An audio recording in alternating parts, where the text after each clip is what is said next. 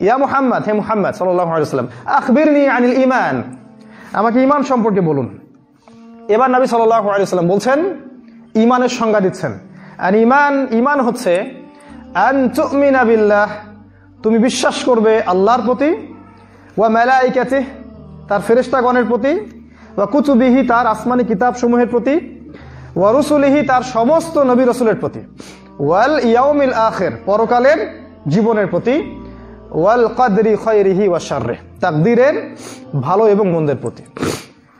এই 6টা পিলারের উপর তুমি বিশ্বাস স্থাপন করবে, এর নাম হচ্ছে ঈমান। আবার বলছি, 1 আল্লাহর প্রতি, 2 ফেরেশতা মণ্ডলীর প্রতি, 3 আসমানি কিতাবসমূহের প্রতি, 4 নাম্বার সমস্ত নবী রাসূলগণের প্রতি, 5 নাম্বার পরকালের জীবনের প্রতি এবং 6 নাম্বার ভাগ্যের ভালো মন্দের প্রতি।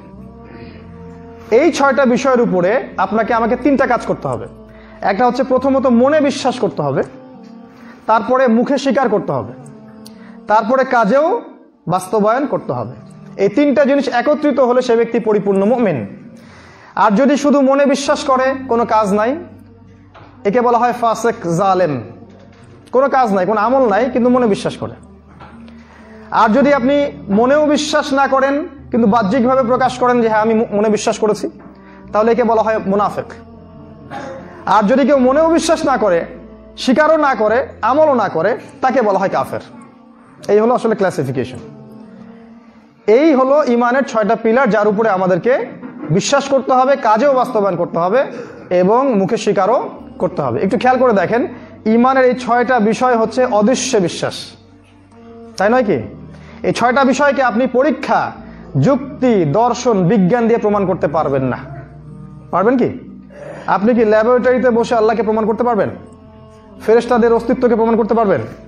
হ্যাঁ, ল্যাবে বসে আপনি এলিয়েন প্রমাণ করতে পারবেন, যেটা এখন ওরা করছে। ভিন গ্রহে এলিয়েন আছে, কিন্তু ল্যাবের ওই পরীক্ষাগারের লোকজন এটা বলছে না যে হ্যাঁ ফেরেশতা থাকতে পারে আসমানে। তারা এই কথা কখনো বলবে না, কারণ তারা হচ্ছে গডলেস সোসাইটি, আল্লাহহীন একটা সভ্যতা। এই যে কুতুবিহি, রুসুলিহি ওয়াল ইয়াউমিল আখির, এই যে মৃত্যুর পরের জীবন, কবর, জান্নাত, জাহান্নাম, মিজান, ফুলসিরাত, এগুলোকে কি বিজ্ঞান, যুক্তি, দর্শন দিয়ে প্রমাণ করতে পারবেন? আপনার আমার এই শিক্ষা ব্যবস্থা আপনাকে শিখিয়েছে যে বিজ্ঞান, যুক্তি, দর্শন দিয়ে পরীক্ষা নিরীক্ষা, পর্যবেক্ষণের মাধ্যমে যে জ্ঞানটা অর্জন করা যায় সেটাই প্রকৃত জ্ঞান।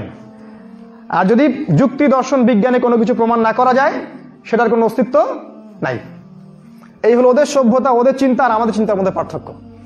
আর আল্লাহ পাক এখানে বলছেন, আল্লাযীনা ইউমিনুনা বিল গায়ব, যালিকাল কিতাব লা রাইবা ফীহি হুদাল লিল মুত্তাকিন আল্লাযীনা ইউমিনুনা বিল গায়ব। এই বই তাদের জন্য হেদায়েত যারা মুত্তাকি, আর মুত্তাকি তারা যারা গায়েবে বিশ্বাস করে।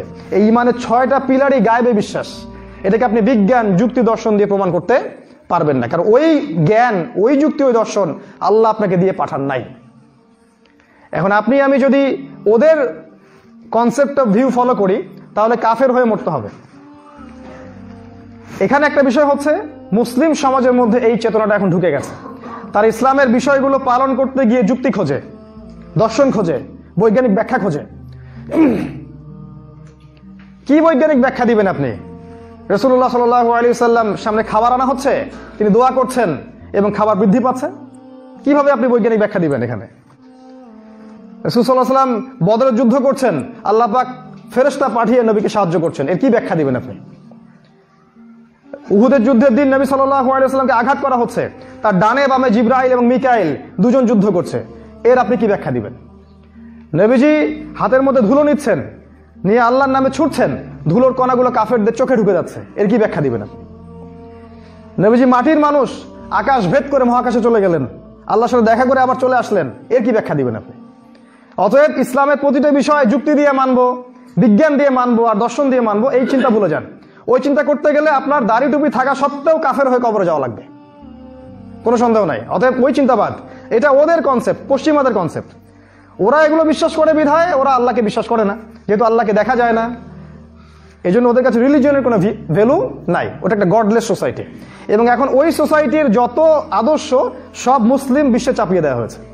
ওদের ব্যাংকিং সিস্টেম সব জায়গায় চলছে, ওদের পলিটিক্যাল সিস্টেম সব জায়গায় চলছে, ওদের আদর্শ, ওদের সংস্কৃতি, ওদের মিডিয়া, ওদের প্রযুক্তি সমস্ত জায়গায় চলছে। আর আমরা এগুলো গিলছি, এরা দাজ্জালের ফলোয়ার। এরাই শেষ জামানায় দাজ্জালকে ফলো করবে, দেখবেন। এখানে নবীজি বলেছেন ইমানের পিলারগুলো কি। আমরা এখানে মনে বিশ্বাস করতে হবে, মুখে স্বীকার এবং কাজে বাস্তবায়ন। কাজে বাস্তবায়ন না থাকলে খালি মুখের স্বীকৃতি দিয়ে কোনো লাভ নাই। ইমান আমার আছে, আমি নামাজ যদিও পড়ি না, এইসব কনসেপ্টের কোনো দাম নাই।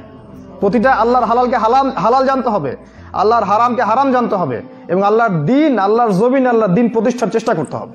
এর নাম ইসলাম, এর নাম ইসলাম। শুধু ওই ঘরের কোনায় বসে তসবিহ টিপবো আর মসজিদের কোনায় বসে খালি সুবহানাল্লাহ পড়বো, এই জন্য আল্লাহ পাক আপনাকে আমাকে পাঠান নাই। ইসলাম ঘরের কোনার জন্য নয়, ইসলাম পুরো বিশ্বের জন্য। আর আগামী দিনগুলোতে ইনশাআল্লাহ তাআলা এই ইসলাম হবে এই বিশ্বের সুপার পাওয়ার। বিশ্বের প্রতিটা রাষ্ট্র শাসিত হবে ইসলামের আওতায় ইনশাআল্লাহ তাআলা। পৃথিবীর কোনো শক্তি এটা ঠেকাতে পারবে না, কারণ রাসূল সাল্লাল্লাহু আলাইহি ওয়াসাল্লাম তার পবিত্র জবান এটা ভবিষ্যৎবাণী করে গেছেন। ইমামুল মাহদী যখন আসবেন, ঈসা আলাইহিস সালাম যখন আসবেন, বিশ্বের কোনো প্রান্ত বাকি থাকবে না যেখানে ইসলামিক হুকুমত এবং শাসন কায়েম হবে না ইনশাআল্লাহ। এর বিরোধিতা যারা করবে তাদেরকে আল্লাহ পাক ধুলোয় মিশিয়ে দিবেন, আদ এবং সামুদ জাতির মতো। এর বিরোধিতা যারাই করবে, যে দেশ, যে সভ্যতা, যে জাতি বা যে সিভিলাইজেশন, আল্লাহ পাক কাউকে বাকি রাখবে না, প্রত্যেককে আল্লাহ পাক ধ্বংস করে ছাড়বেন ইনশাআল্লাহ। এটা সামনে হতেই যাচ্ছে, অতএব আগে নিজের ভিত্তিটা শক্ত করুন। Peace Rahmath TV. Please subscribe my channel.